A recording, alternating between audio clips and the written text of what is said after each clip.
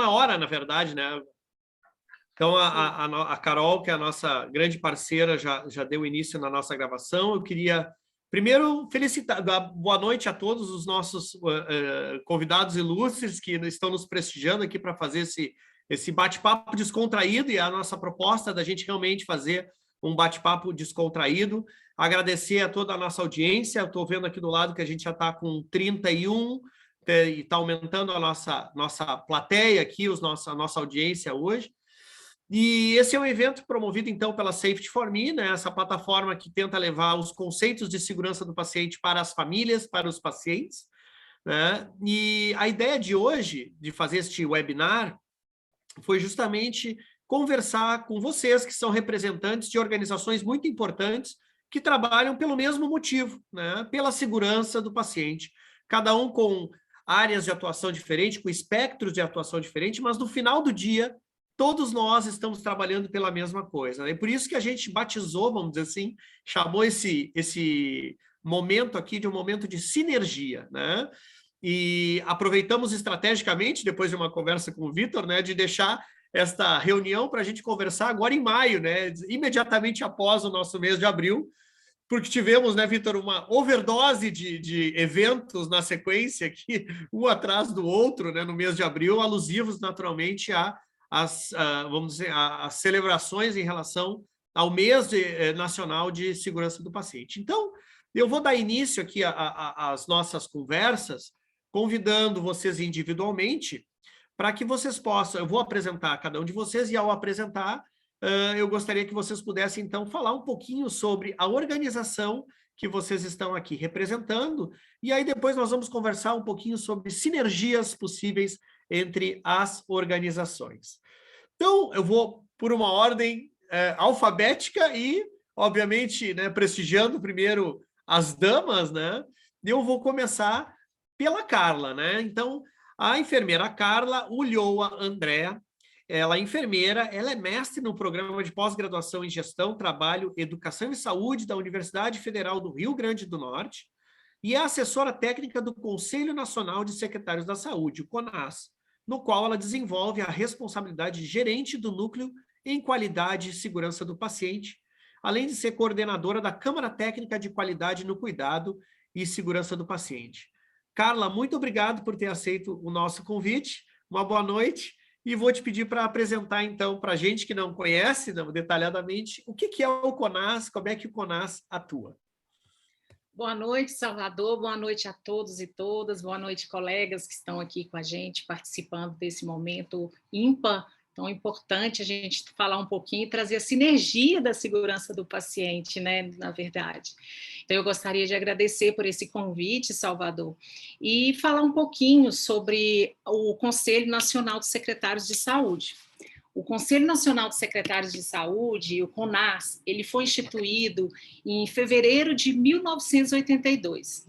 E esse conselho, ele congrega os secretários de saúde estadual e do Distrito Federal, e é uma associação civil, sem fins lucrativos, que pauta pelos princípios de direito público, com autonomia administrativa, financeira e patrimonial. O CONAS, ele é reconhecido por duas leis. A Lei 8.142, que reconhece a representação dos secretários do Conselho Nacional de Secretários de Saúde no Conselho Nacional de Saúde. E também a Lei 12.466, que acrescentando o artigo 14A e 14B, ele, na Lei 8.080, ele se dispõe sobre as comissões intergestora tripartite, que é a CIT, e que é representado pelo CONAS, pelo CONASEMES e pelo Ministério da Saúde. O CONAS, ele tem uma assembleia, que é o maior atuação dentro do CONAS são as assembleias, que são representadas pelos 27 secretários de Estado. Nós temos uma secretaria executiva, com suas comissões, né, com 3 coordenações: a coordenação administrativa financeira, coordenação de finanças, né, coordenação de desenvolvimento institucional e a coordenação técnica. Nessa coordenação técnica, nós temos 14 núcleos técnicos que discute sobre a rede, né, toda a rede de atenção, e dessas 14 técnicas, no segundo mais importante ambiente dentro do CONAS são as câmaras técnicas. As câmaras técnicas são 13 câmaras técnicas, e a última câmara técnica que foi instituída em 2017 foi a Câmara Técnica de Qualidade no Cuidado e Segurança do Paciente. Essa câmara técnica, ela é representada por membros das secretarias estaduais de saúde, nomeadas pelos secretários. Então, ali são discutidos, dentro dessa Câmara Técnica, consensos técnicos, que tem um titular e um suplente, que, indicados por esse secretário, trabalham pautas conforme demanda das secretarias. E aí, dentro dessa Câmara Técnica, desse espaço, nós temos ali dentro discussões, estratégias de qualidade no cuidado e segurança do paciente, que pauta pela construção de consensos técnicos e de integração dos núcleos estaduais dentro das secretarias, os núcleos estaduais de segurança do paciente. Ali, Salvador, dentro dessa Câmara Técnica, depois que são discutidas as temáticas, que são propostas pautas importantes, discussões entre consenso técnicos ali, a gente apresenta em assembleia dos secretários para poder ser pactuado na Comissão Intergestora Tripartite com o CONAS, CONASEMES e Ministério da Saúde, e assim se tornar uma portaria, né, um consenso técnico que foi pautado em ambiente da CIT. Ali, dentro dessa Câmara Técnica, nós temos várias ações. Nós temos, desses representantes da secretaria, nós temos ações como publicações, nós tivemos 4 publicações, recentemente, agora a gente teve a última falando sobre a segurança do paciente, desde a parte da educação, da pesquisa e da gestão. Nós tivemos um outro CONAS Documenta, que é uma das nossas linhas editoriais, que é o CONAS Documenta número 34, que pela primeira vez o CONAS incluiu a segurança do paciente no plano estadual das secretarias, ou seja, pela primeira vez foi discutido num grupo de oficina, num grupo da Câmara Técnica, a pauta, né, de segurança do paciente como dentro do mapa estratégico da secretaria. E daí a gente trabalha o monitoramento, a gente faz integração com outras demais áreas. Então, pela transversalidade da segurança do paciente, a gente consegue estar trazendo a pauta e transversalizando, integrando em todos os pontos de atenção. A segurança do paciente, ela caminha mais avançado no ambiente hospitalar, e o CONAS ele tem como prioridade trazer isso para todos os pontos de atenção.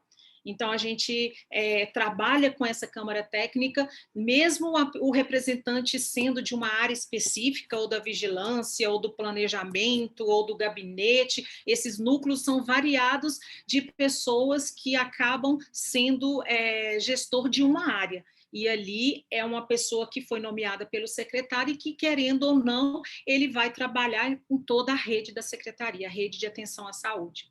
E, diante disso, nós temos várias ações que são trabalhadas, projetos, publicações, são pautas temáticas que entram nesse consenso técnico e que depois são apresentadas em assembleia para ciência do secretário e tomada de decisão, para depois a gente pactuar na CIT, se necessário, né? Se for num ambiente só mesmo que não precisa estar trabalhando e estar envolvendo a tripartite, a gente trabalha e fecha ali dentro da Assembleia mesmo. Caso seja necessário uma pactuação entre os 3 entes, a gente leva para a CIT, que é a Comissão Intergestora Tripartite.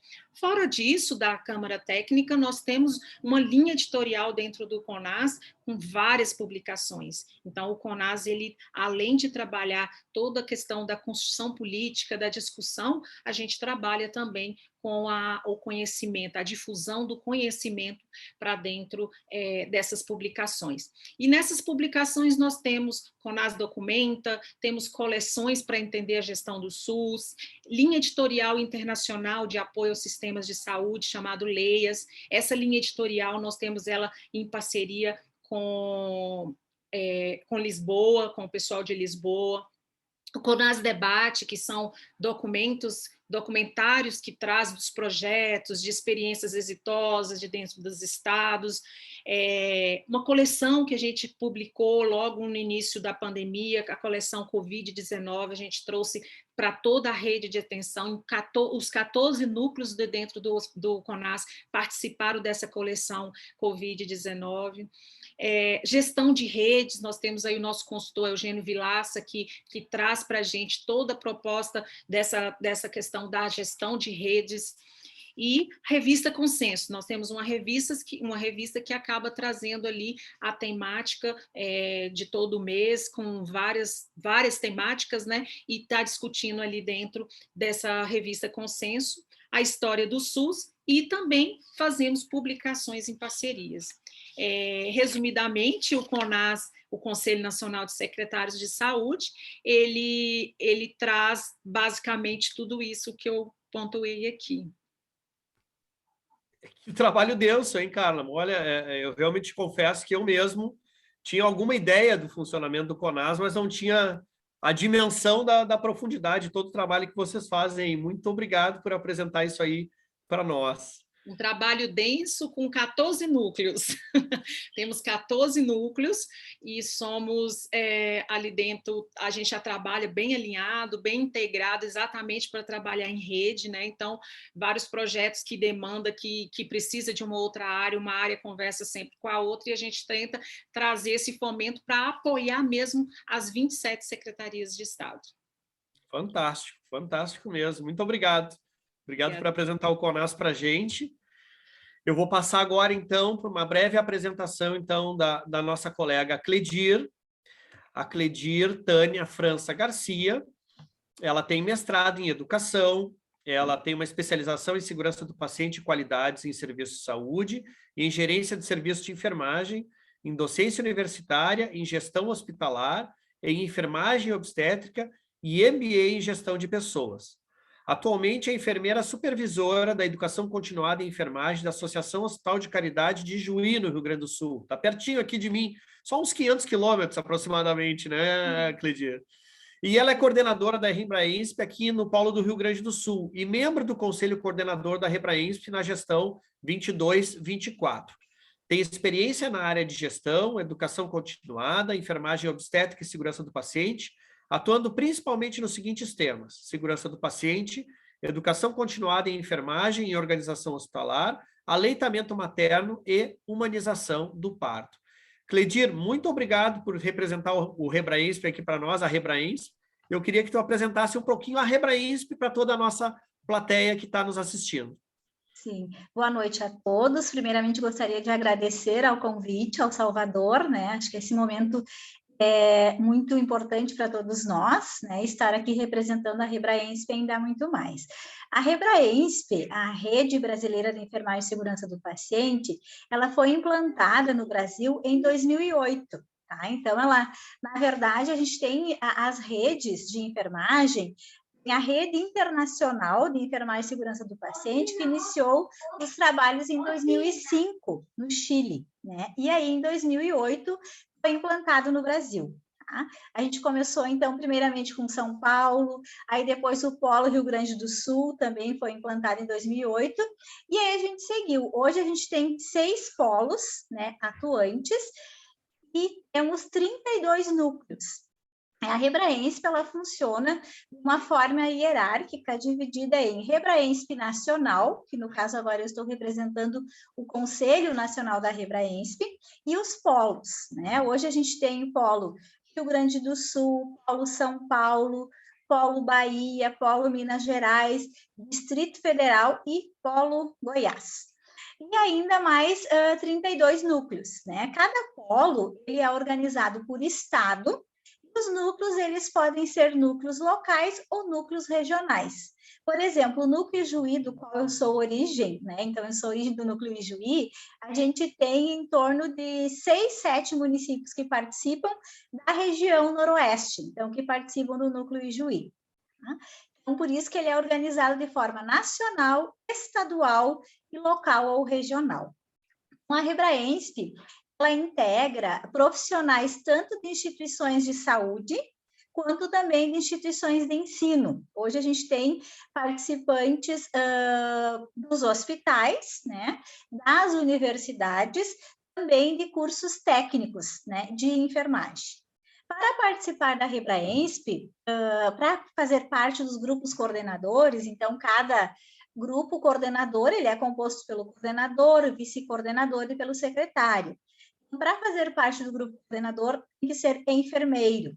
Mas a gente tem também participantes. Dentro dos núcleos, são bem-vindos outros profissionais de saúde também, como médicos, farmacêuticos, nutricionistas, fisioterapeutas, estudantes do curso técnico de enfermagem e também estudantes do curso de enfermagem. Né? Então, na verdade, é uma sinergia, uma rede, né, de integração entre instituições de ensino e instituições de saúde. E a gente trabalha sempre em prol para implantar núcleo de segurança do paciente, implantar os protocolos de segurança do paciente nas instituições participantes. Né? Então, a Rebraensp, ela tem um envolvimento intenso com todas as campanhas. Agora a gente se envolveu com a campanha Abril pela Segurança do Paciente.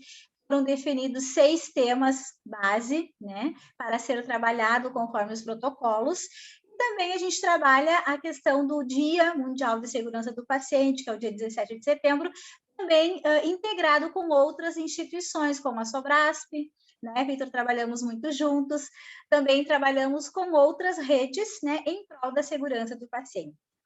Também temos representações no Ministério da Saúde, né, com relação às políticas públicas.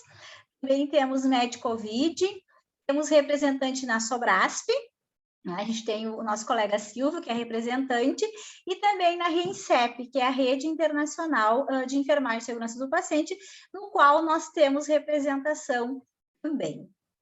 Então, um dos objetivos principais da Rebraensp instrumentalizar, né, proporcionar aporte para as instituições, tanto de ensino quanto de instituições de saúde, para implantar os seus núcleos, para fazer com que tenha adesão aos protocolos de segurança do paciente, pensando sempre com o intuito da redução dos eventos adversos relacionados, né, à segurança do paciente e assistência à saúde.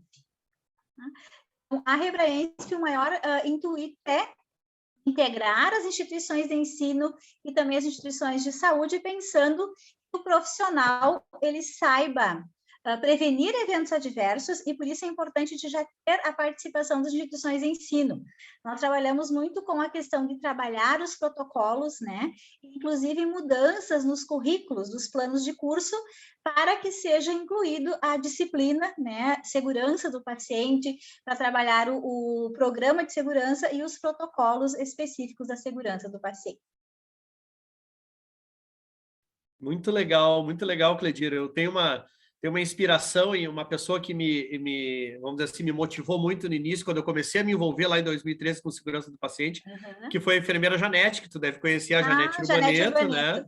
Sim. Isso, e ela falava já da Rebraensp, ela nos ajudou muito no apoio do desenvolvimento do núcleo de segurança lá em 2013, lá no Hospital São Lucas.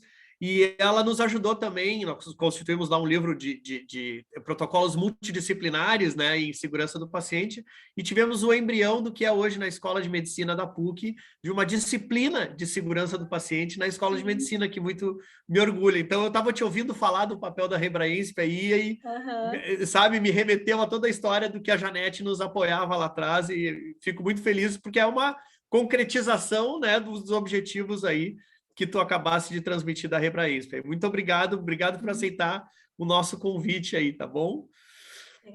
Vamos passar agora para o meu amigo Péricles.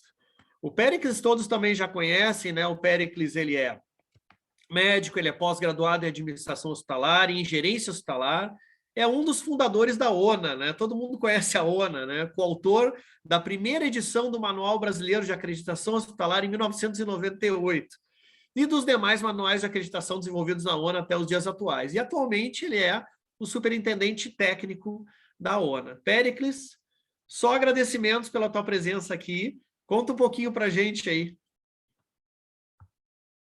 Bom, obrigado inicialmente, Salvador, pelo convite. Boa noite a todas e a todos, colegas de mesa, painelistas e aos ouvintes e participantes. É sempre um prazer, né, estar participando dessas reuniões e dessas conversas informais, como você bem disse, Salvador. Eu acho que funciona bastante bem, né, sem aquela pompa e circunstância que eventualmente pode acontecer. Isso se transforma quase como se fosse um bate-papo na sala da nossa casa, em que a gente tem a oportunidade de passar a informação daquilo que existe, daquilo que foi construído com as diversas instituições, CONAS, CONASEMS, EBRAENSP, SOBRASP, enfim. A ONA, ela foi, na verdade, eu estou nessa estrada já desde 1994, quando comecei no Ministério da Saúde discutindo processos. Era um programa que eu era o coordenador, chamado Programa de Garantia e Aprimoramento da Qualidade em Saúde. E, naquele momento, nós discutimos 5 linhas de atuação, e uma delas era começar a estudar a acreditação, que não existia no Brasil. A palavra acreditação, inclusive, não era conhecida. Quando nós começamos a fazer a divulgação do processo e levávamos fomos fazer palestras em todas as capitais brasileiras, era sempre a plateia sempre se espantava com essa palavra, que era uma palavra completamente estranha para as pessoas há 25 anos, 24 anos atrás. E a partir daí, a partir dessa ideia que nós desenvolvimos, começamos a desenvolver dentro do programa, né? Uma das linhas também era o desenvolvimento de uma cartilha de direitos e deveres dos usuários do sistema de saúde no SUS. Na época, discutimos muito também no Ministério da Saúde essa cartilha para que eles entendessem quais eram os seus direitos e deveres. Depois, o ministro da Saúde entendeu que havia necessidade, os 4 movimentos aqui no Brasil, já começando a estudar a acreditação, Rio, São Paulo, Paraná e Rio Grande do Sul. E o ministro da Saúde, o ministro Albuquerque, em 97, entendeu que havia necessidade do desenvolvimento de um manual único, de tal forma que os padrões fossem os mesmos, Rio Grande do Norte, Rio Grande do Sul, Norte, Nordeste, Sudeste, com o objetivo fundamental de, à época, não se falava em segurança do paciente ainda, mas falávamos muito em foco do paciente. E era muito discutido isso, né? Era um projeto que se discutia bastante. Tivemos a oportunidade, inclusive, junto com o Vitor, de fazer uma visita de conhecimento da acreditação nos Estados Unidos. Foi uma viagem bastante proveitosa para todos nós, aprendemos bastante naquele momento. 97, se não me engano, 98, errei por um ano. Pois bem, então, já naquele momento, começamos a discutir, a partir de 97, começamos a discutir com essas organizações que trabalhavam com acreditação aqui no Brasil, com a ideia de desenvolver um manual único. E foi criado em 98, nós desenvolvemos, baseados em várias experiências, manual da Joint Commission do Canadá, da Catalunha, manual da Argentina, da França também.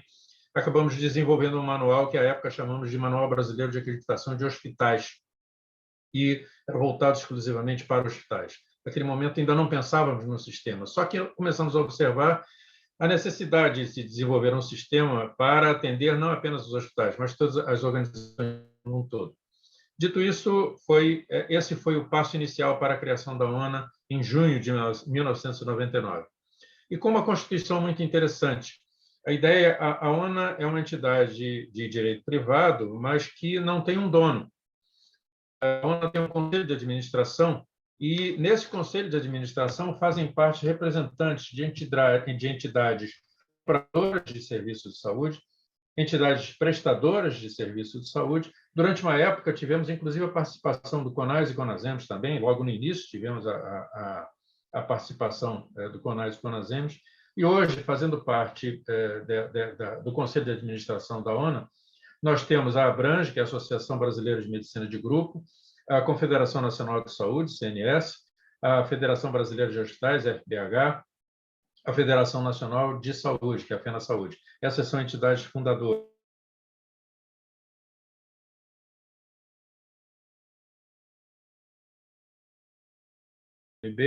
E a Sociedade de Análises Clínicas, em média do Brasil, né?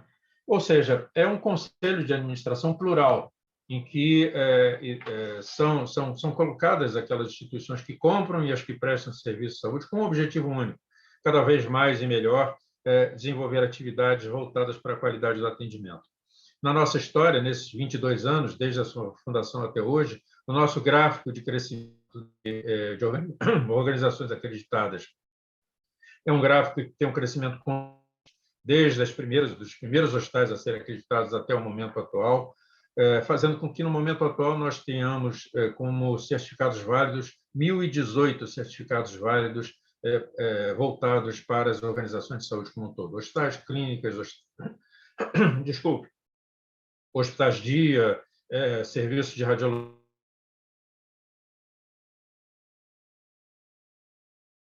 Melhor demonstração nesse momento da pandemia, quando imaginávamos que, durante o período de 2021, imaginávamos que haveria uma queda considerável com relação às organizações acreditadas, e o que nós observamos foi um platô, não teve queda, foi um platô, mantiveram-se as organizações acreditadas, e agora, em 2022, já observamos um expressivo crescimento de organizações se interessando e voltadas para o processo de acreditação da ONU. Os padrões da ONU foram padrões desenvolvidos eminentemente para o Brasil, são padrões que atendem às características brasileiras.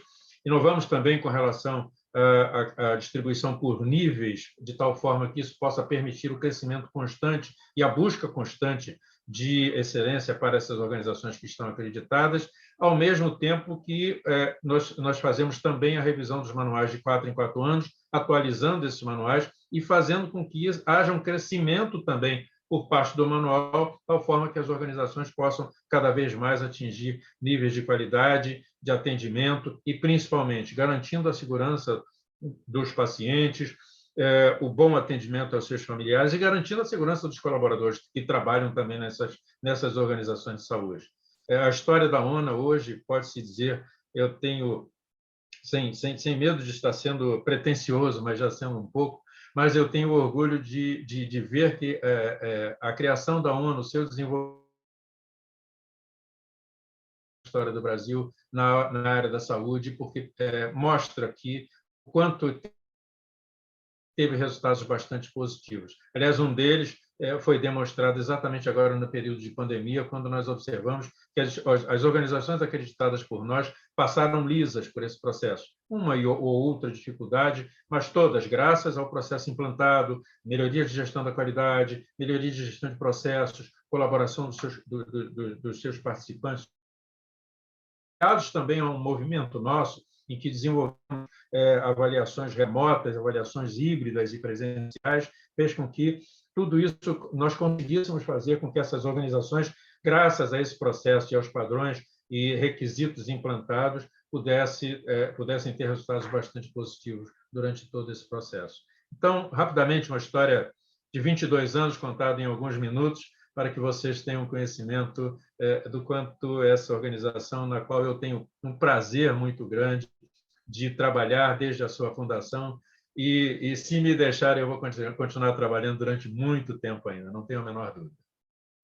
E nós esperamos que tu continue por muito tempo, Périx, porque, sem dúvida nenhuma, primeiro, assim, a tua capacidade de síntese, né? Em 20 e poucos anos, aí, tu sintetizar em alguns poucos minutos dessa grandeza. E segundo, sem dúvida nenhuma, acho que todos que estão aqui reconhecem o papel fundamental que a ONU teve aí e continua tendo no sentido do desenvolvimento de qualidade e segurança no sistema como um todo. E muito, muito obrigado. Obrigado por aceitar o nosso convite e estar junto aqui nesse bate-papo com a gente, tá bom? Bom, agora eu vou passar para o Dr. Vitor Grabois, tá? O Dr. Vitor Grabois, vocês todos aí provavelmente já conhecem ele. O Vitor Grabois é um amigo recente que eu tenho. Ele é médico sanitarista, mestre e doutor em saúde pública, professor da Fiocruz, coordenador executivo do Proqualis, e CIT Fiocruz, presidente da nossa Sobrasp, autor e coautor de livros e capítulos de livros, autor de artigos científicos e de material didáticos, tema de gestão em saúde, gestão hospitalar e qualidade do cuidado e segurança do paciente. E antes de passar a palavra para o Vitor, eu queria contar uma historinha que eu acho que vale a pena neste contexto aqui. Vocês sabem que a maioria de vocês deve saber que eu resido hoje fora do Brasil e eu tenho trabalhado muito próximo da Fundação Movimento de Segurança do Paciente, da Patient Safety Movement Foundation. E lá eu percebo que, apesar de ter algumas organizações, né, o IHI, o ARC, a Sociedade de Anestesia, enfim, eu percebo que a Patient Safety Movement ela tenta fazer este papel de sinergia, um papel de agregar, né? E eu, quando tive a oportunidade de conhecer um pouquinho mais sobre o trabalho da Sobrasp e tive a oportunidade de conhecer o Vitor, conversamos um pouco sobre isso, né? E eu externei isso para o Vitor. Eu disse, Vitor, parece que eu vejo um pouco você fazendo este papel de sinergia, você fazendo esse papel de juntar essas organizações para que a gente possa trabalhar mais sinergicamente. E também preciso dizer para vocês que, de uma certa forma, o Vitor é o nosso mentor de estar fazendo este evento hoje aqui, o que eu, mais uma vez, também já agradeço a ele de público por ter não só nos apoiado, mas ter nos conduzido nesse caminho de botar essas organizações todas juntas, né?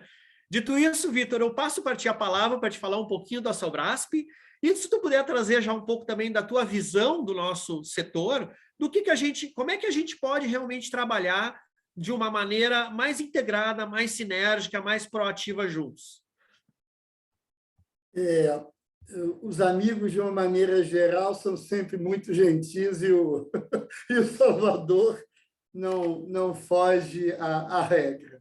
Bom, primeiro, do meu imenso prazer de estar aqui, eu já acompanhava o Safe4Me e o Salvador à distância, mas a gente não se conhecia, e eu também não conhecia muito sobre o trabalho, e ele me explicou um bocado, e eu também fiquei bem empolgado com o trabalho que ele faz.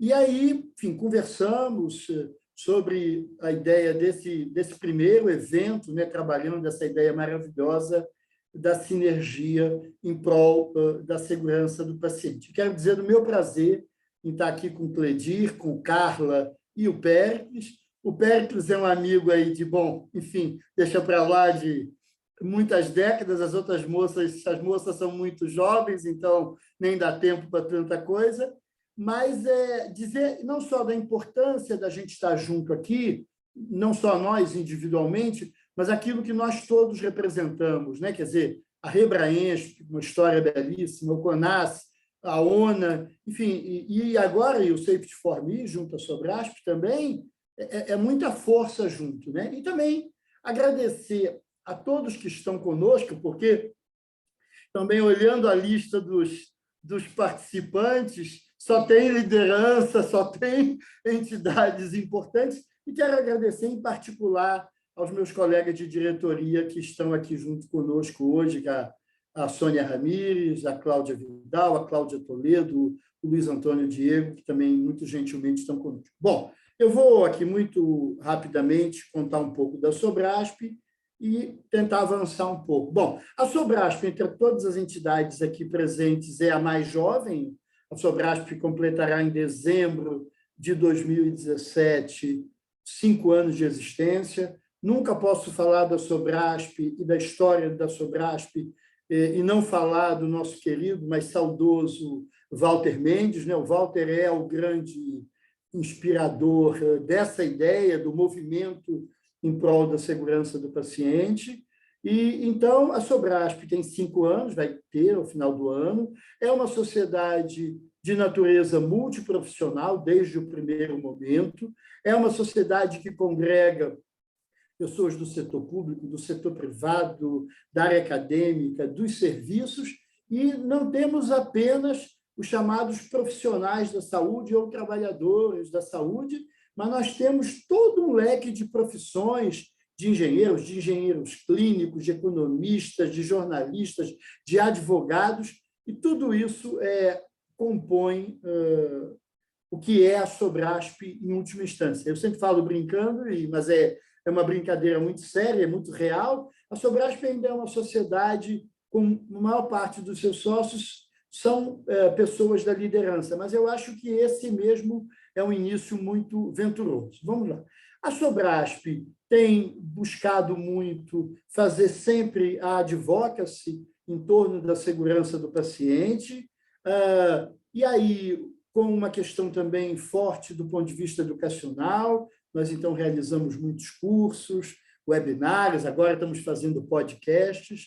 A gente, desde o 1º de abril, após a nossa fundação, a gente sempre faz um conjunto importante de atividades no Abril pela segurança do paciente. Este ano, nós focamos muito no fortalecimento dos núcleos e na discussão da experiência do paciente, e também trabalhamos muito pesadamente em torno dos Dias Mundiais da Segurança do Paciente.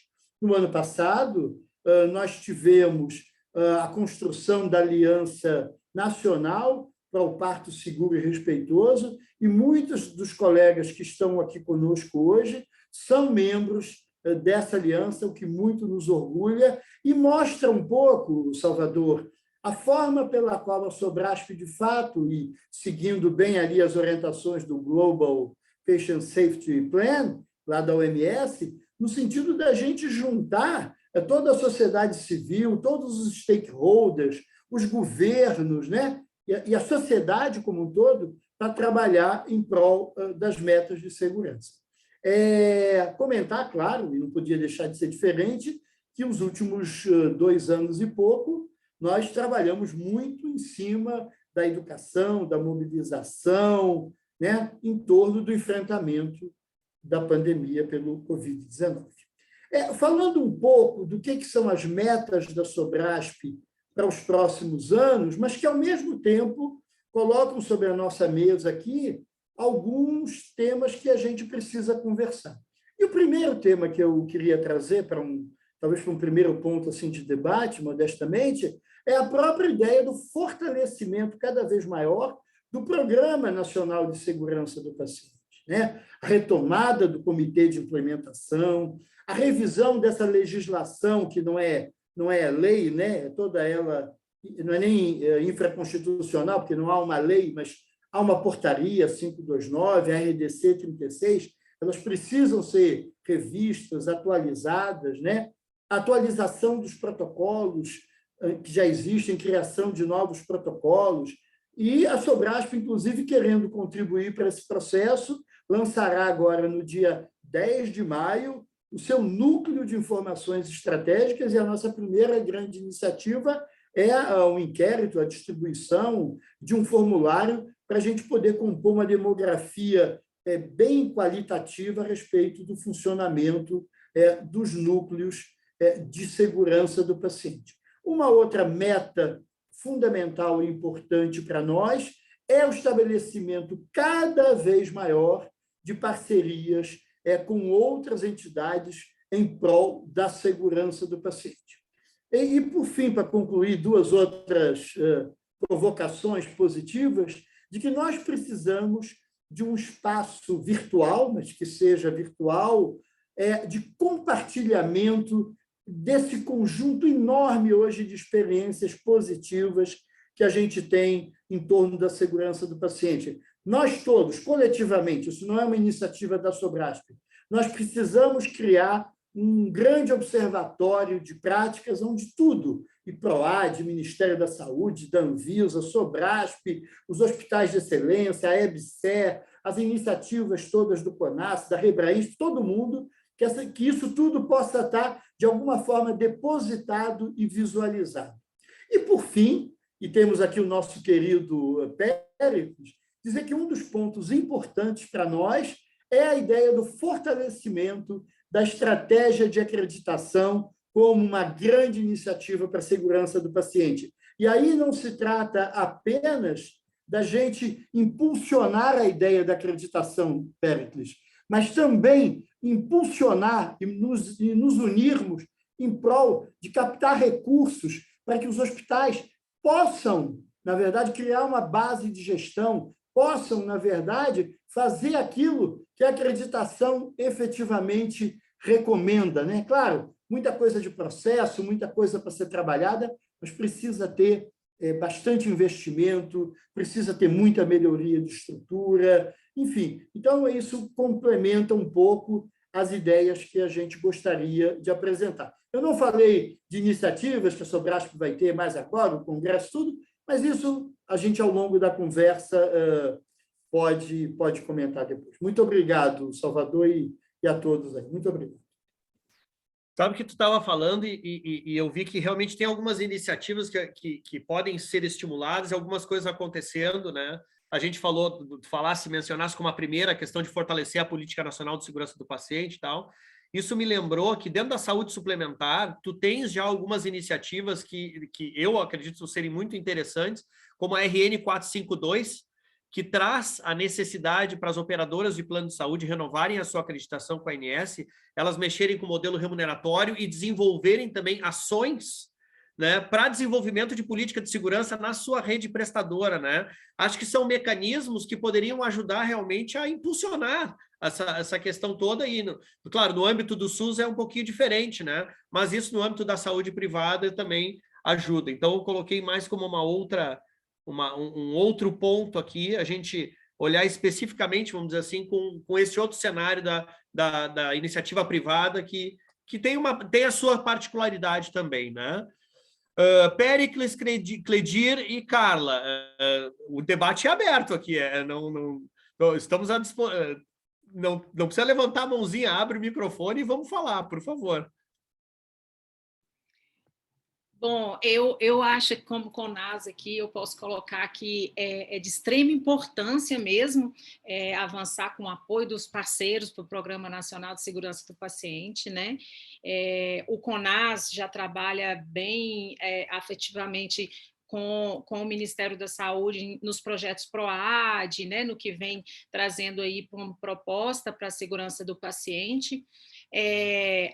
Já tinha conversado agora com a nova secretaria, né, nova diretora e secretária que entrou, a área lá da rua vai articular novas estratégias de articulação para poder ver a questão do decreto que foi extinto o Programa Nacional, e essa questão do apoio dos parceiros é de extrema importância. O CONAS apoia efetivamente essa questão da gente estar trazendo isso como uma proposta de discussão, como até mesmo para envolver o CONAS, o Ministério da Saúde e o CONASEMES, juntamente com as outras entidades parceiras. Eu acho que isso só tem a ganhar mesmo.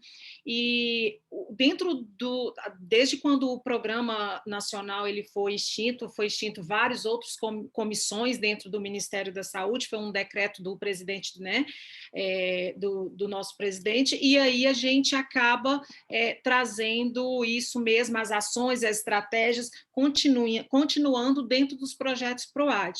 Mas as discussões em pauta do Programa Nacional de Segurança do Paciente, o Vitor trouxe, eu acho que de extrema importância, sim, e eu acho que nós, como parceiros do Ministério da Saúde, temos sim que trazer essa discussão à tona como pauta prioritária e urgente, porque o programa precisa ser reativado, nós precisamos trazer as estratégias que são discutidas no comitê do plano, né, do Programa Nacional de Segurança do Paciente, e o CONAS está à disposição para solicitar isso como uma pauta proposta por todos nós parceiros aqui, sim, para essa discussão, caso seja necessário.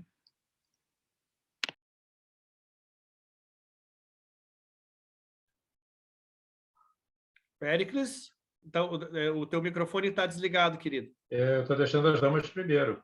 Lidia, tá bom, é que eu vi coisa? Lidia, por gentileza.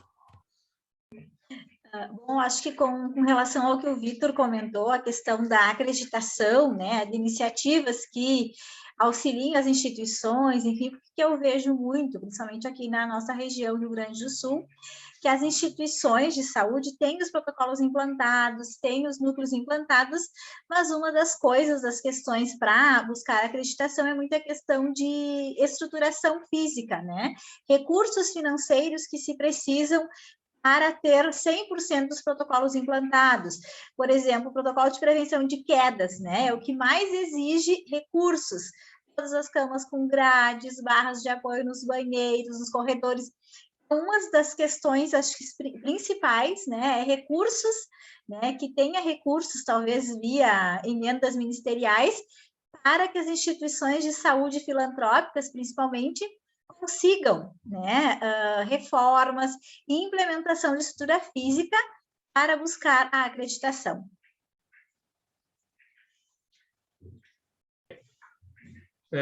Primeiro, Vitor, eu acho muito interessante, eu gostei muito da sua sugestão de um espaço virtual de compartilhamento de informações.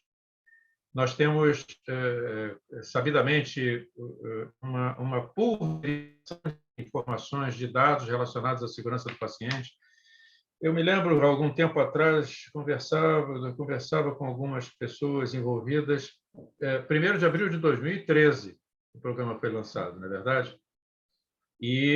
Mas quando é que se começou a falar de verdade sobre segurança do paciente? Não foi em 2013.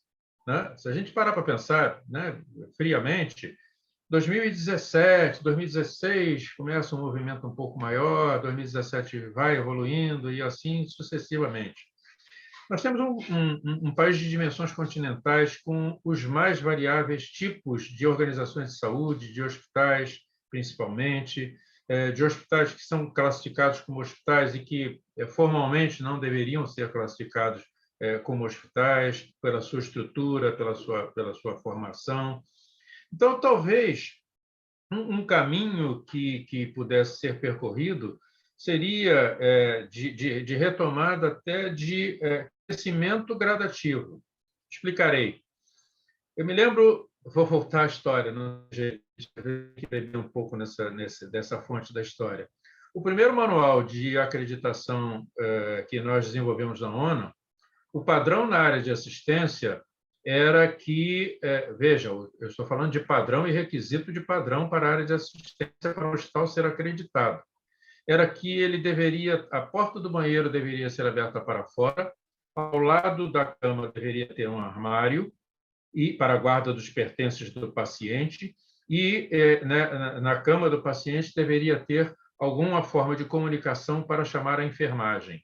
É assustador falar isso hoje, mas há 22 anos atrás isso não existia nos hospitais brasileiros, em muitos hospitais brasileiros. E por que nós fizemos isso? Porque nós tivemos que começar, bom, então queremos colocar qualidade nos hospitais, então vamos começar pelas coisas simples. E talvez, Cledir, essa sua colocação, né, da prevenção de queda, muitas vezes, ao invés de a gente pensar de imediato em muitos hospitais, colocar todos os pontos, talvez fosse interessante começarmos gradativamente, envolvendo as pessoas, para que elas entendessem o quanto isso é importante. Porque muitas vezes fica difícil você implantar todo o programa de imediato. Na ONU, nós estamos pensando em formas de educar as organizações de saúde para que elas entrem no processo de acreditação. E o que é esse educar? É cada vez mais mostrar a essas organizações o quanto esse processo leva a melhoria de processo de gestão, leva a melhoria de controle, seja de medicamentos, de distribuição de medicamentos, da forma de relacionamento com os pacientes, fazendo com que a gestão das organizações de saúde sejam mais eficientes. Então, a partir do momento dessa ideia, desse espaço virtual, né, que o Vitor menciona, talvez seja um caminho para que a gente possa descobrir gradativamente como fazer com que esse movimento seja um movimento de crescimento também gradativo, né? Para que a gente possa cada vez mais alcançar organizações de saúde que se permitam atender de verdade, garantir a segurança do paciente. Não adianta fazer belos discursos, dizer, olha, temos um programa de segurança do paciente implantado em nosso hospital. Aí, quando você vai ver de verdade, nomearam uma comissão de 3 pessoas que não atuam, não fazem absolutamente nada. Não tem jeito, esta é a realidade brasileira. Então, eu acho que o nosso papel fundamental é fazer com que gradativamente haja uma ação de convencimento dessas organizações de saúde e trabalhar a capacitação desses hospitais, a capacitação desses colaboradores ou desses gestores, seja através, nós, inclusive, fazemos vários vários webinários gratuitos, vários cursos nos propomos a fazer gratuitamente, exatamente para fazer com que cada vez mais possamos treinar essas organizações de saúde no sentido de garantir esta bendita segurança do paciente que tanto nós almejamos. Salvador, e só complementando aqui um pouquinho a fala dos colegas, tanto o CONAS, o CONASEMES, o Ministério, a Anvisa, tem projetos de melhoria, né? Tem vários projetos aí de colaborativa, tem vários projetos que vêm trabalhando de mentorias. O CONAS, por exemplo, nós temos um projeto que chama Projeto de Planificação de Atenção à Saúde, é um projeto voltado para a atenção primária, e onde é feito toda a organização dos processos, trabalha a questão da liderança, e é um dos maiores projetos que tem no CONAS.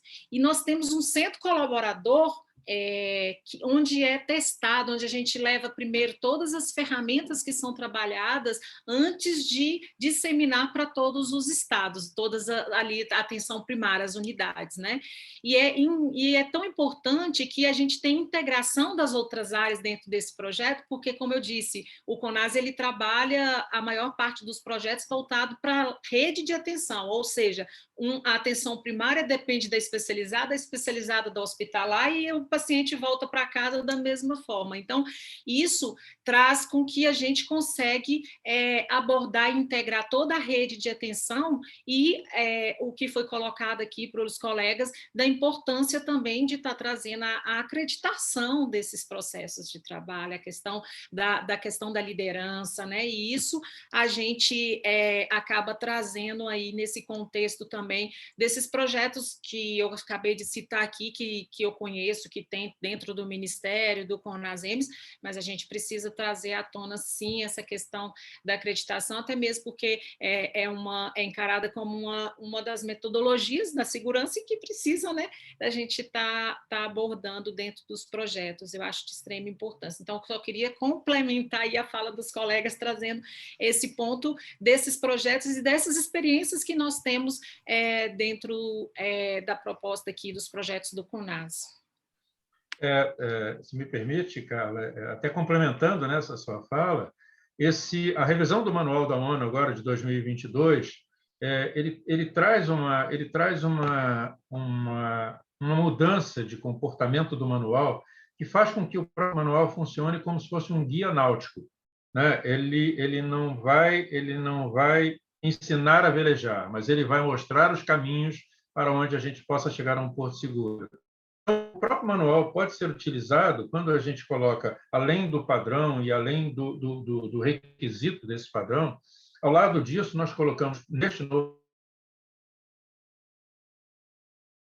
sugestões de evidência, ou seja, quase que está bem colocado dentro do manual, e agora nós saímos de um manual de pouco mais de quase 200 páginas, 100 e poucas páginas, para um manual de quase 500 páginas e 4 volumes, mas com uma definição muito clara que permite que até as organizações de saúde que não necessariamente queiram participar do processo de acreditação nesse momento, possam utilizar esse manual como um guia de orientação para que elas possam alcançar melhorias de atendimento, segurança do paciente, processos de gestão mais organizados. Esse, pelo menos da nossa parte, é um dos passos que nós acreditamos possa levar exatamente a resultados bastante positivos.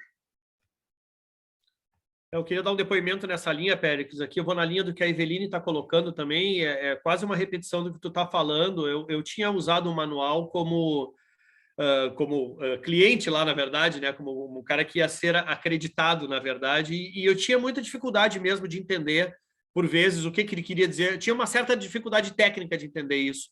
E eu acho que isso foi muito bem superado nessa nova versão, com a questão da sugestão de evidência e da orientação em relação aos requisitos. Então, acho que teve um papel ativo da ONU no sentido de traduzir, não sei, não é bem traduzir a palavra, mas de se explicar melhor em relação aos requisitos propriamente ditos, né?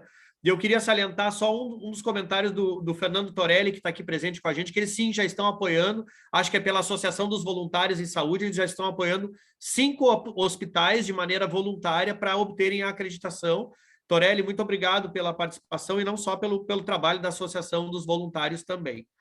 Eu tenho, gente, 2 perguntas, já é 8 horas da noite, né? O papo vai ficando bom e a gente vai voando o tempo aqui, mas eu acho que para prestigiar as perguntas aqui.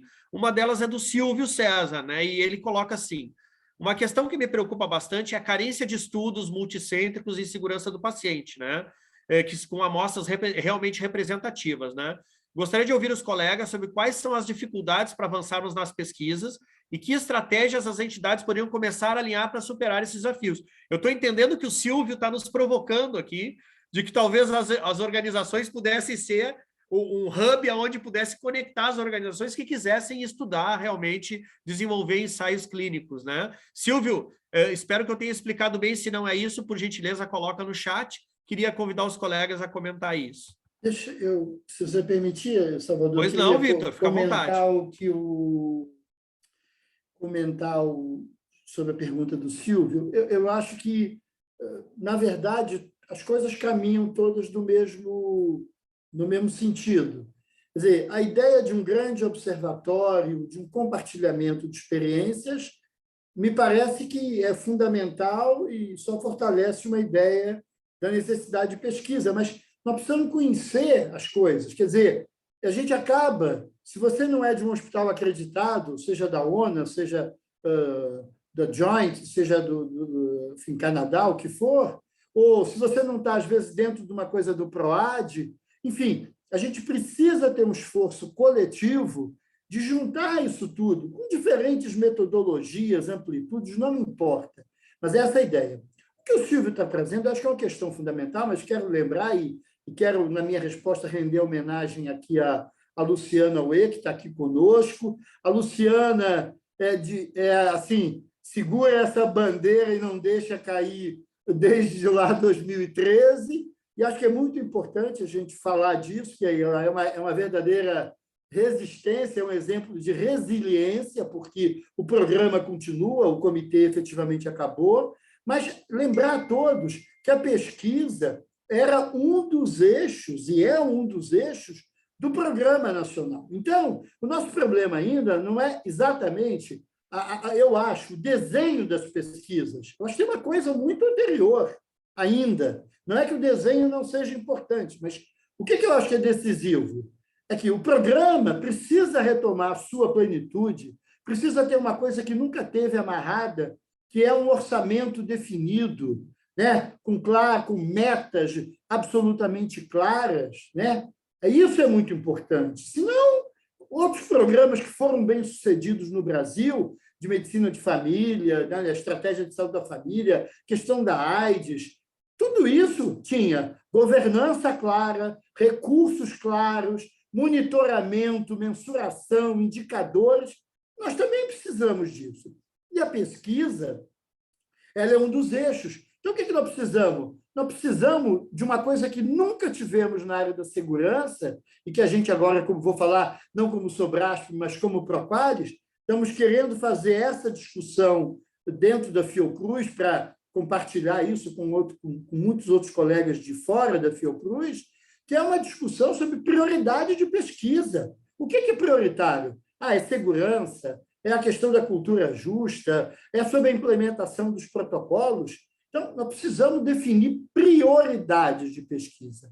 E, na definição das prioridades, fazer uma coisa que existiu, pelo menos durante muito tempo, que são editais que favoreçam, que fortaleçam a coisa da pesquisa. Aí, bom, nesse cenário, a gente vai poder discutir de uma forma, eu acho que mais sistêmica, mais articulada, o desenho das pesquisas, a participação de todos, como o Silvio propôs de forma ótima, esses estudos multicêntricos, mas isso tem que estar dentro de uma base, eu digo assim, muito, muito clara. E, por fim, para concluir, dizer o seguinte: a acreditação não é a única, mas é, de fato, uma estratégia potente. Mas nós precisamos reconhecer, e Péricles sabe disso, nós estamos com quantos por cento, Péricles, hoje, dos hospitais acreditados? 5%? 6%? Você deve ter o dado mais atual, hein? Eu vou te dizer já. Mas, enfim, é alguma coisa que não vai fugir muito disso, né? Se não é 6%, é 7%. Enfim, por que eu estou comentando? porque isso também precisa virar política. Agora, dito de uma forma muito clara, e eu tive o prazer enorme de sexta-feira encontrar com o nosso querido Torelli, e à luz do trabalho que está sendo feito pelos voluntários, nós precisamos pensar coletivamente, né, aí um conjunto de entidades, usando a ideia maravilhosa que o Salvador trouxe da sinergia, como é que a gente cria um certo movimento em prol da acreditação para que as instituições possam pagar os processos de acreditação, possam, primeiro, né, fazer a ideia de um diagnóstico da situação dos hospitais e das entidades de saúde, possam, a partir desse diagnóstico, contratar, enfim, o processo em si, que ele também ele não é gratuito, nem poderia ser, e, por fim, pensar dentro dessa estratégia de diagnóstico, processo de acreditação, pensar quais são os investimentos necessários. O que o Torelli e eu, a gente conversou, e é muito a visão do Torelli, muito boa, é que a gente vai ter que fazer um processo de mobilização que possa fazer apelo aos governos, ok? Mas que a gente possa pensar disso como um problema da sociedade. Quer dizer, acreditação como um motor de funcionamento dos hospitais e interessa a todo mundo que os hospitais funcionem. São mais empregos, é mais material, esses hospitais têm dívidas, precisam pagar essas dívidas. Então, o que me parece é que a acreditação é um grande motor, é uma ideia, né, assim, luz, é uma ideia força, mas que por detrás dela podem existir investimento para os hospitais, para diagnóstico, para acreditação, para melhorar a estrutura, melhorar processos e tudo. Então, enfim, essas duas questões parecem que são, assim, podem ser muito importantes. Pensar no compartilhamento das práticas e também a discussão da pesquisa e também a ideia da acreditação, que pode dar enorme colaboração. Não é a única coisa, mas pode dar enorme colaboração para a segurança do paciente. Complementando também um pouquinho... desculpa, Pérez. Não, por favor. Não, por favor, que é isso. Complementando um pouquinho a fala aí do querido Vitor, a gente tem que pensar, eu sou super a favor dessa discussão que a gente tem que trazer, tem aí vários movimentos que foram discutidos sobre a questão de recurso, de financiamento, eu acho que nós temos que trazer isso em pauta extremamente importante, né, para a segurança do paciente, porque a segurança do paciente, ela hoje é vista dentro de um recurso da política da PNAB, tem um recurso destinado para a segurança, na atenção tem um recurso, eu acho que tem que trazer essa discussão, sim, para ter um financiamento próprio para a segurança do paciente, eu acho que de extrema importância. A questão da pesquisa, eu acho que a gente tem que trazer as universidades também para essa pauta de discussão, onde a gente possa estar trabalhando. Nós tivemos um trabalho que foi desenvolvido junto com a CEGETS, com o MEC, quando o programa ainda, o comitê ainda não tinha sido extinto, mas teve uma discussão e parou ali. Eu acho que a gente deveria resgatar, sim, essa questão dessa discussão, envolvendo mais as universidades também junto nesse processo, e também essa questão do financiamento, que é de extrema importância a gente fazer esse movimento aí para poder trazer essa discussão à tona sobre o financiamento para a qualidade e segurança do paciente. Do nosso lado, uma das o manual que está sendo colocado é que ele permite uma autoavaliação das organizações de saúde, dos hospitais principalmente, que é o tema, né, principal. E, associando isso à fala do Vitor, eu acho que talvez esse também seja um caminho. Aliás, Vitor, são 6% dos hospitais que estão acreditados, 6% dos hospitais brasileiros. É bem verdade que desses quase 7 mil hospitais brasileiros, você tem uma classificação com relação ao número de leitos, aí estão incluídos alguns hospitais que não seriam classificados como hospitais, mas isso é outra conversa, é outra discussão. Mas, enfim, talvez essa autoavaliação que esses hospitais possam fazer baseados no manual possa conduzir indicação, e eu acho que você está absolutamente certo com relação à questão da busca do financiamento, da busca de caminhos que possam trazer a sustentabilidade do programa. Indiscutível, eu concordo plenamente contigo. Então, um dos caminhos, pelo menos do lado, né, foi o desenvolvimento e a criação dessa revisão do manual, permitindo servir como uma base inicial para discutir e reivindicar novos valores, novas formas de financiamento, novas formas de apoio à implantação de programa para garantia da segurança do paciente. Excepcional, gente. Eu vou fazer uns resgates aqui só para não deixar em branco, né? Que a Ana Maria Tristão ela já tinha registrado duas vezes a questão do financiamento, né, Ana? Eu acho que ficou bem claro na fala de várias pessoas aqui, né? Depois vem a fala da Sueli Pedreira, que coloca realmente de que essa discussão de acreditação e segurança tem que ser ampliada e não só fazer em petit comitê. Não adianta ficar botando plaquinha de acreditado se a coisa realmente não chega lá na ponta. E eu acho que aqui estamos todos de acordo aqui, ninguém está contrário a isso, né? Trazer também a parte aqui, eu acho que foi a Eveline que colocou que o projeto dos voluntários da saúde é um projeto que está em plena expansão, né? Que é esse projeto que o Torelli está liderando aí, nos ajudando com essa associação dos voluntários em saúde, que eu acho que é realmente mais um... Eu acho que entra naquele item, né, Vitor, que você colocou de parceria com outras organizações que também estão na mesma linha de querer, enfim, no desenvolvimento da saúde como um todo, né? Mas eu anotei assim como coisas gerais, e de novo, nós não estamos definindo nada, nós estamos saindo com as primeiras coisas aqui, né? Como um grande fortalecimento, então, uma retomada do Plano Nacional de Segurança do Paciente, do Programa Nacional de Segurança do Paciente, né? Ampliar essa conversa com outras organizações, então, que não estão ainda aqui, a ideia começou aqui nesse grupo aí, mas juntar outras organizações, né? Naturalmente, né? Essa ideia do observatório, onde a gente possa, então, compartilhar experiências, né?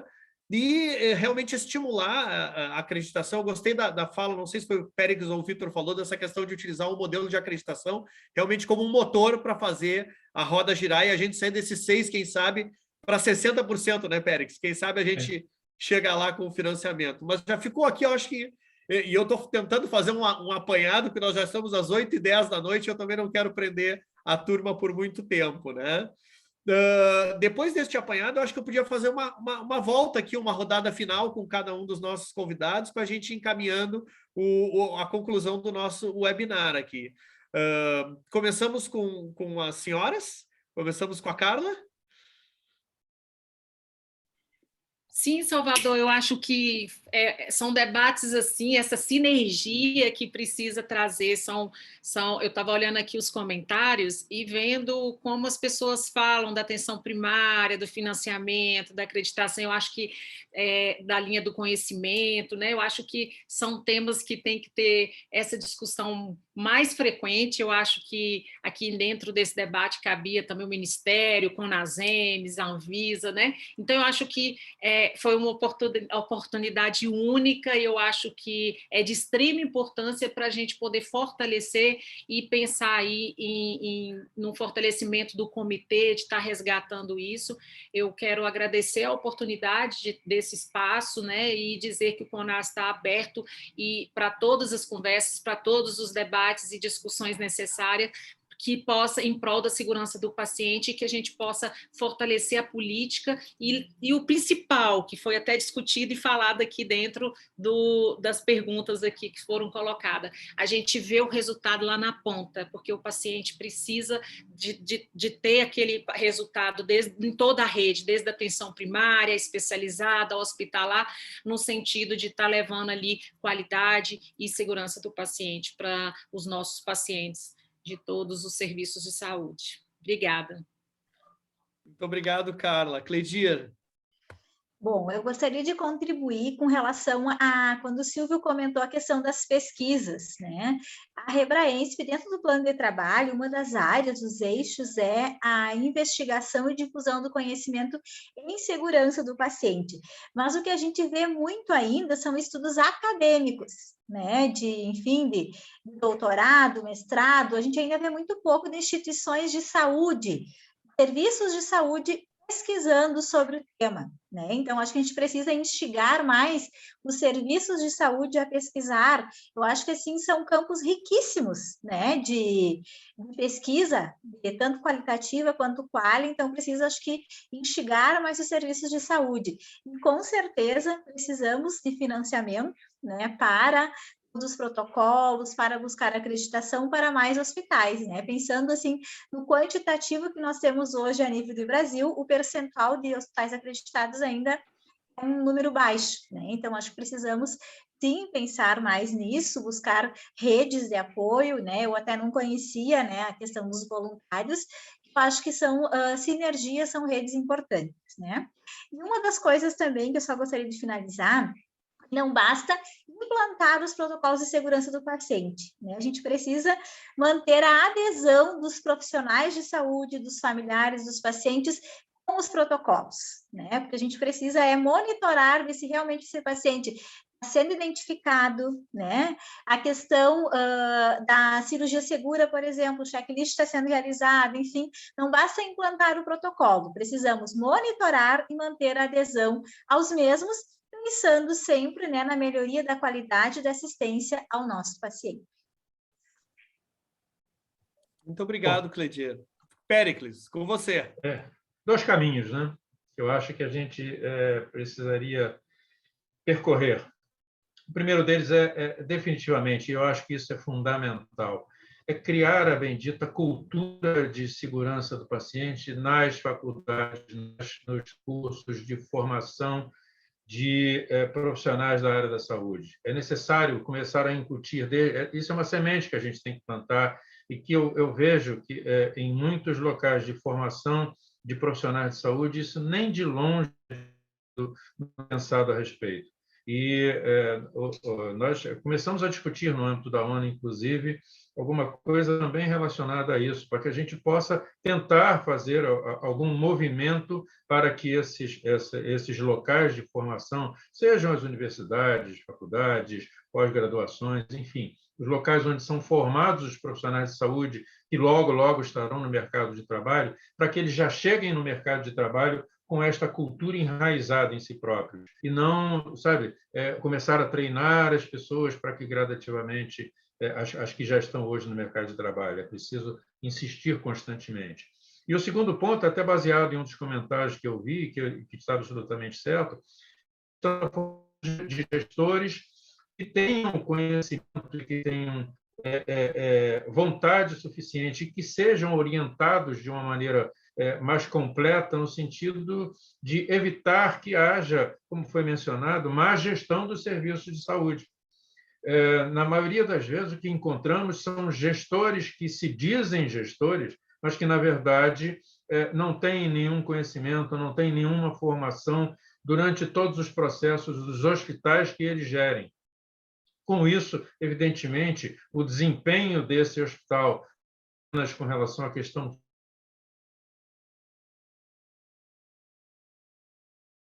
algo que a gente não consegue implantar de maneira definitiva. Eu acho que esses dois caminhos também precisam ser pensados. O da capacitação, eu insisto muito na questão da capacitação, não apenas na formação dos novos profissionais, mas na formação dos gestores existentes. Já botei como um quinto item aqui destacado, Péricles, para nossa agenda vai crescendo aqui. Obrigado. Victor, contigo. Eu queria aproveitar, enfim, eu vi que a Luciana Uê fez uma terceira pergunta. Como a gente efetivamente está encerrando, enfim, e ela aborda a questão de como é que é possível melhorar pensando na segurança, pensando na sustentabilidade e um uso mais adequado dos recursos que existem, né? Bom, eu penso que são duas coisas. É como uma coisa não exclui a outra. Que nós precisamos de mais recursos, nós precisamos. Criou-se um programa nacional que, diferente de outros programas, não teve uma linha de incentivo. Criou o núcleo, vai receber mais tanto, fez assim, fez assado. Não teve. Isso nós precisamos. Não se implementa uma política pública com esse peso sem recurso novo. Não vamos também, não podemos abrir mão disso. Mas a Luciana tem razão, e eu agradeço dela fazer essa pergunta, porque o fato é, e o Péricles já começou a dar o tom dessa conversa, que é a gente usa muita coisa que é produzida fora, né? Do ponto de vista da segurança, as discussões, e está tudo ótimo. Só que, quando a gente compara, pega a França, eu estudei na França, pega a Espanha, pega a Austrália, pega os Estados Unidos, pega a Inglaterra, pega a Nova Zelândia, sei lá, aonde a gente quiser, Suécia, a gente vê que tem uma base de profissionalismo da gestão, de base da gestão hospitalar, que a gente está há anos-luz de... Então, nós vamos ter que, nessa lógica da sinergia, nessa lógica dessa mobilização em conjunto, pensar na ideia da profissionalização da gestão, na ideia de formar as pessoas, porque não tem segurança do paciente sem engenharia clínica, não tem segurança do paciente sem uma gestão profissionalizada do trabalho, não tem segurança do paciente sem gestão de resíduo, sabe? Enfim, a gente acha que as coisas vão cair do céu e que as pessoas do núcleo são lindas e maravilhosas e sozinhas. Não vai dar conta. E eu acho que uma coisa importante para comentar também nesse sentido, e aí também essa conversa que tive com o Torelli foi muito inspiradora, eu quero agradecer a ele, mas é que a gente precisa botar metas concretas. Quer dizer, e talvez uma dessas metas, não é a única, mas seja a discussão da acreditação, entendeu? Seja a discussão, e a partir da discussão da acreditação, e o Péricles, nós tivemos junto lá em 98, durante 3 semanas lá na Joint Commission, e o que a gente via? A gente via padrões de segurança, aquela coisa toda, maravilha, mas numa base de gestão que era outra realidade. Isso há quantos anos? Há 24 anos atrás. E, de certa maneira, e aí o Péricles tem razão para me encerrar, a gente tem um problema, que é chamar de hospital muita coisa que não é. Isso também é uma outra questão, mas eu acho que esse não é nem o problema mais importante. Talvez o problema mais importante seja esses hospitais que têm grande peso assistencial e não têm uma estrutura de gestão, e não têm padrões de qualidade adotados, não têm ainda uma inteligência do ponto de vista da gestão, a gente vê como é que fortalece esse processo, e a linha da acreditação pode ser uma dessas linhas. Então, não sei se respondemos aí a Luciana, mas, de qualquer maneira, é claro que tem muito recurso que é mal usado. É mal usado pura e simplesmente porque tem retrabalho para caramba, tem desperdício para caramba. Enfim, não tem padrão, não tem lista padronizada de medicamentos. Eu sou da época, Salvador, eu tenho idade onde a gente discutia a lista padronizada de medicamentos. Aí vai ver lá o nosso amigo agora, que eu me esqueci o nome dele, meu Deus do céu, dos padrões mínimos de qualidade, e fala de política do corpo clínico. Aí você vai nos hospitais e você vê que não tem política nenhuma, não tem regulamentos, não tem políticas, não tem normas. Então, tem muito trabalho de base, né? Trabalho na base. E se a gente conseguir reconhecer isso, eu acho que a gente talvez avance mais rápido e não mais devagar. Porque a gente não pode achar que está no 10º andar. Nós não estamos no 10º andar, nós estamos no 2º andar. E aí, mas é melhor reconhecer que a gente está no 2º andar e vamos, né? E vamos trabalhando. E aqui a gente já tem, como entre os palestrantes, mas também de todas as pessoas que participaram, um monte dessas forças vivas, né? E você, eu acho que é uma pessoa-chave aí para ajudar a criar essa sinergia, Salvador.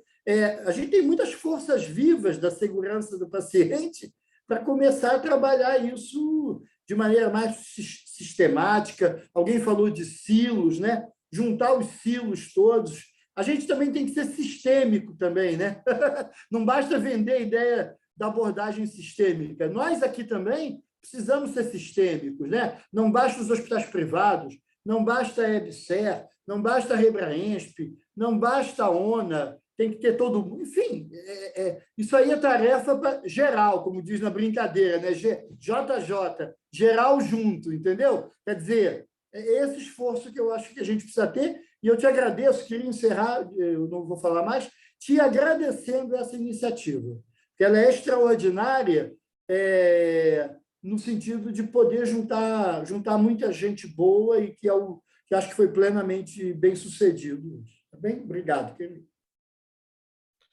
Eu queria encerrar, então, agradecendo a presença de todos, assim, de todas as pessoas que estão aqui na nossa audiência, de vocês, palestrantes, que representaram as organizações, dizer que eu estou de coração cheio, assim, de que a gente, de alguma forma, possa colaborar para ter essas conversas realmente e motivar, né, impulsionar um pouco dessa energia. Eu acredito demais nisso, Vitor, dessa coisa da... Eu acho que a gente está num tempo hoje em que realmente trabalhar em comunidade, trabalhar com compartilhamento e com sinergia é o que faz toda a diferença, né? Basta a gente olhar outros mercados e outros modelos de sucesso aí. Então, tenho levado isso para mim, nós temos levado isso dentro da Safety, eu acho que a gente pode fazer isso no setor como um todo. Então, de coração, agradecer a todos vocês pelo nosso brilhante debate aqui e espero que seja só uma semente que a gente possa germinar ali na frente, botando todas essas nossas organizações juntas aí para trabalhar pelo nosso mesmo objetivo, tá bom?